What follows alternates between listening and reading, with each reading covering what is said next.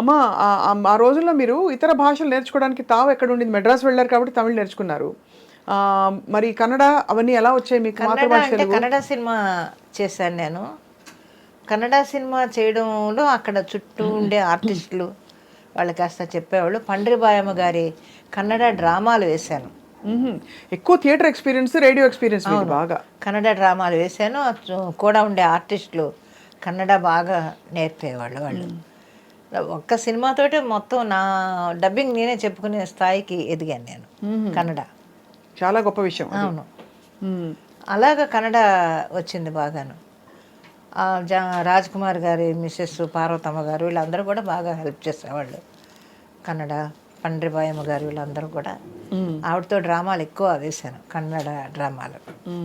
అప్పుడే నాకు కన్నడ బాగా వచ్చింది. డ్రామాలు వేయడం వల్ల కన్నడ భాష మీద మంచి పట్టు వచ్చింది. నా మట్టుకు నేను బాగా ఇవాళకి మన వాళ్ళందరూ వచ్చి సెట్లో కనపడుతుంటే వాళ్ళతో నేను కన్నడలోనే మాట్లాడతాను. தமிழ் பேச ரொம்ப ஃப்ளூயண்டா தெரியும் உங்களுக்கு? ரொம்ப நல்லா தெரியும். చెన్నైలో ఇరుకుతునాల ఐ థింక్ మీకు చాలా మంచి పట్టు వచ్చేసింది భాష మీద.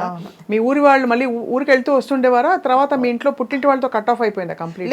లేదు, అవి వస్తూ పోతూ ఉంటాను. లాస్ట్ వరకు మా అమ్మ మా నాన్న అందరినీ మేము చూసుకున్నాం. కానీ ఎందుకమ్మా మరి అలా వెళ్ళిపోయారు మరి వాళ్ళని వదిలేసి? అంటే అప్పుడు అది ఎలా చెప్తాం, ఆ ఏజ్ అది, ఆ ఏజ్లో అలాగా ఆలోచనలు అలా వచ్చాయి. వాళ్ళు వద్దండవు, మరి వెళ్ళాలి అని అనుకోవడం, వెళ్ళిపోవడం అంతే. వాళ్ళు వద్దని ఎందుకు అన్నారు?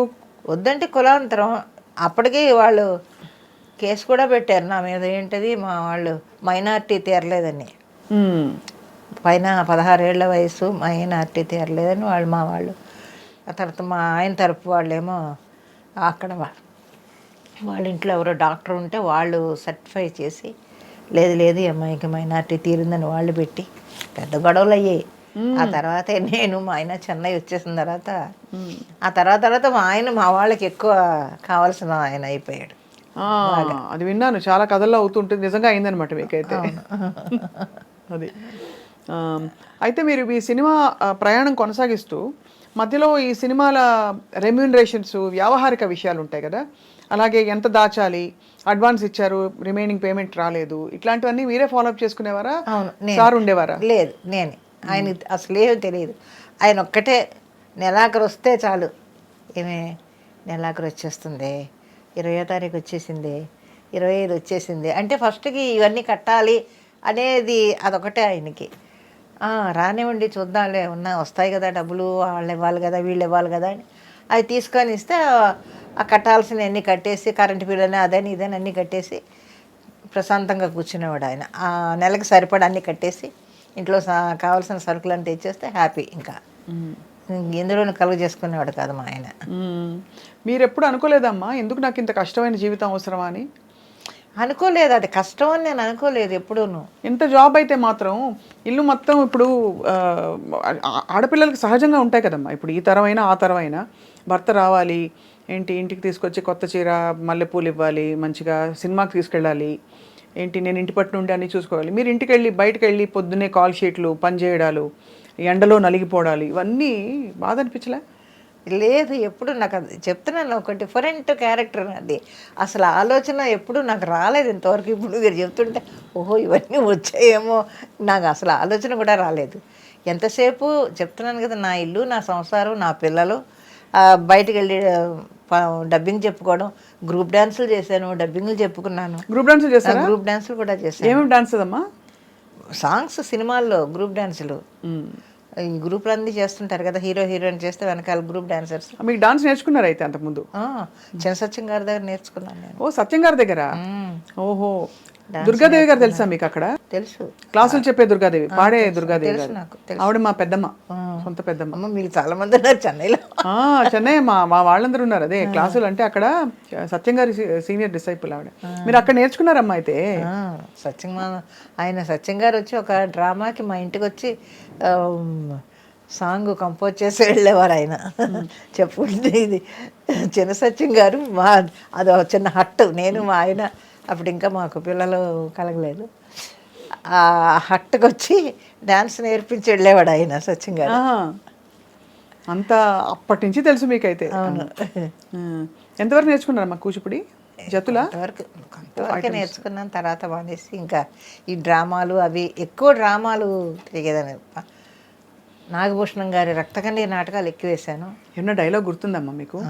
ఏడ్చే డైలాగ్ కానీ పవర్ఫుల్ డైలాగులు కానీ వచ్చినప్పుడు ఎలా మీరు ఎలా ఎలా అది ఆటోమేటిక్గా వచ్చేస్తూ ఉంటుంది. అది యాక్ట్ చేస్తున్నప్పుడు మనం అనుకోక్కర్లేదు, దాని అంతటా అదే ఆ లోపల నుంచి ఆ ఏడుపు అది వచ్చేస్తుంది, ఆ ఎమోషన్.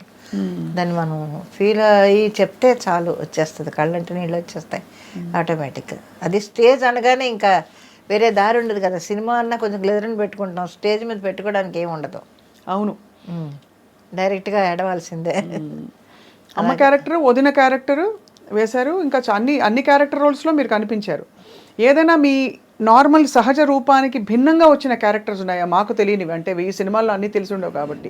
రామాయణంలో పిడకల వేట అనుకుంటాను, గయ్యాళి క్యారెక్టర్ అసలు నా దీనికి చాలా భిన్నమైన క్యారెక్టర్. అత్తగారు కోడల్ని హింస పెట్టడం అనేది అసలు నాకు తెలియదు అది, కానీ ఆ క్యారెక్టర్ బాగా రాజాచంద్ర గారు డైరెక్టర్. మిమ్మల్ని ఎలా ఎంచుకున్నారో ఆ క్యారెక్టర్కి? అంటే ఏమో మరి తెలియదు, ఎందుకు ఎంచుకున్నారో తెలియదు. నేను హేమసుందర్ గారు ఆ క్యారెక్టర్ చాలా భిన్నంగా ఉండేదన్నమాట. కోడల్ని హింస పెట్టడం, కే విజయ అమ్మాయి కోడల క్యారెక్టర్. అప్పుడు ఆ దాంట్లో చివరికి నానా హింసలు పెట్టి బిడ్డని కని ఇంటికి వస్తే కూడా ఏదో తిట్టాను, ఏదో చేస్తాను నేను. అప్పుడు భర్త అడుగుతాడు, ఎందుకే నువ్వు ఇలాగా చేస్తున్నావు అని అంటే అప్పుడు చెప్పుద్దన్నమాట. కాదండి, చిన్నప్పటి నుంచి వాడు ఏం కావాల్సి వచ్చినా అమ్మ నాకు తలదువ్వు, అమ్మ నాకు నీళ్లు పోయి, అమ్మ నాకు అన్నం పెట్టు ఇలాగంటా ఉండేవాడు. ఇప్పుడు పెళ్లి చేసుకున్న తర్వాత మళ్ళీ నువ్వు రా నాకు నీళ్లు పోయి, నాకు వీపు తవ్వు, లేకపోతే నాకు సోపు ఇయ్యి, నాకు టవల్ ఇయ్యని అడుగుతున్నాడు. ఇన్ని సంవత్సరాలు నేను కష్టపడ్డాను నా కొడుకు కోసం, ఇప్పుడు నన్ను మర్చిపోయి పెళ్ళం మీద ఆధారపడుతున్నాడు ఎక్కువ. మరి నాకు ఎలా ఉంటుంది చెప్పండి అని అంటే అప్పుడు భర్త క్యారెక్టర్ చెప్తాడనమాట, నువ్వు అలాగెందుకు ఆలోచిస్తావు, నువ్వు ఇప్పుడు నీకు రెస్ట్ ఇవ్వాలి అని నీ కొడుకు ఆలోచిస్తున్నాడని నువ్వు ఎందుకు అనుకో. ఇన్ని సంవత్సరాలు నా కోసం మా అమ్మ కష్టపడింది, ఇకైనా మా అమ్మ సుఖంగా ఉండని, హ్యాపీగా ఉండని అని నీ కొడుకు ఆలోచిస్తున్నాడని నువ్వెందుకు అనుకోవు, నీ ఆలోచన ధోరణే తప్పది. అప్పటి నుంచి రియలైజ్ అయ్యి మారుతుంది అనమాట అత్తగారు. అదొక భిన్నమైన క్యారెక్టర్. అయితే మంచిగా అయ్యాడే కానీ, అంటే మీరేమి అంత చెడ్డ క్యారెక్టర్ ఏం కాదు. ముందంతా కొంచెం చెడు, తర్వాత మంచిగా అయిపోయే క్యారెక్టర్. అలాగా మీరు రాజసంగా ఉండే పౌరాణికాలు, ఫోక్లోర్స్ అట్లాంటివి వచ్చాయి మీకు అవకాశాలు? లేదు, అన్ని సాంఘికాలు ఎక్కువ. చాలా కష్టం అనిపించిన క్యారెక్టర్ ఏంటమ్మా? ఎందుకంటే మేము చూసిన కొన్ని సినిమాల్లో గుర్తుండిపోయిన కొన్ని క్యారెక్టర్స్ ఉన్నాయి, వాటి గురించి మాట్లాడే లోపు మీకు చాలా ఛాలెంజ్ అనిపించిన క్యారెక్టర్ ఇది? తమిళ్లో ఉన్నాయి, తెలుగు కన్నా నాకు ఎక్కువ తమిళ్లో కొంచెం ఛాలెంజ్డ్గా ఉండే క్యారెక్టర్స్. ఎవరికి అమ్మగా వేశారు అప్పుడు? ఇప్పుడు సత్యరాజ్ గారికి మదర్ క్యారెక్టర్ ఒకటి వేసాను, రజనీ గారికి ఒకటి వేసాను. రజనీ గారికి వేశారా? రజనీ గారితో 3 సినిమాలు చేశాను మదర్ క్యారెక్టర్. ఎలా ఉండేవారమ్మా మీతో రజనీ గారు? చాలా బాగుండేవారు ఆయన కానీ కమల్ గారు కానీ అందరూ కూడా చాలా చక్కగా ఉండేవారు. కమల్ గారిది అయితే ఇంకా అసలు గోల్డెన్ ఫిల్మ్, అది మర్చిపోలేదు ఎవరు కూడా. ఆ సీన్ అలా ఇప్పటికీ వంటింటి సీన్, ఆ సీన్ ఎలా జరిగినప్పుడు. అది విశ్వనాథ్ గారితో ఎన్ని సినిమాలు వర్క్ చేశారు మీరు? ఒక 18 సినిమాలు చేశారు. 18 సినిమాలు. అది మరి న్యాచురలీ అందుకనే అంత ఒక కైండ్ ఆఫ్ ఫిల్మ్స్లో మిమ్మల్ని చూసి అలవాటైంది. సో కానీ సాగర సంగమంలో మాత్రం అది గోల్డెన్ ఇది. అది మీ దగ్గు కానీ, మీ నేత చీర, కప్పుకున్న తీరు అంతా ఎంత సహజంగా ఉంది. అక్కడ విశ్వనాథ్ గారు అందరికీ చెప్పించేవారట, మీకు కూడా చెప్పారా? చెప్తారు.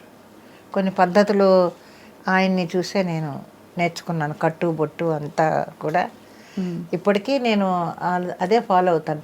అన్యాచురల్గా ఎక్కడ ఉండను నేను. మామూలు బయటకు వెళ్ళేటప్పుడు కానీ, రెడీ అవ్వడం కానీ ఏది పద్ధతిగానే ఉంటాను తప్ప ఇదిగా ఉండను నేను. అక్కడి నుంచి వచ్చిన అలవాట్లు అవన్నీ. నేను జంధ్యాల గారు వీళ్ళందరితోటి పనిచేయడం వల్ల ఏమిటంటే ఒక పద్ధతి, ఒక ఇంట్లో ఉండే ఒక ఆవిడ, ఒక మిడిల్ క్లాస్ లేడీ ఎలా ఉంటుందో మధ్యతరగతి కుటుంబంలో అలాగే అలవాటు అయిపోయింది నాకు.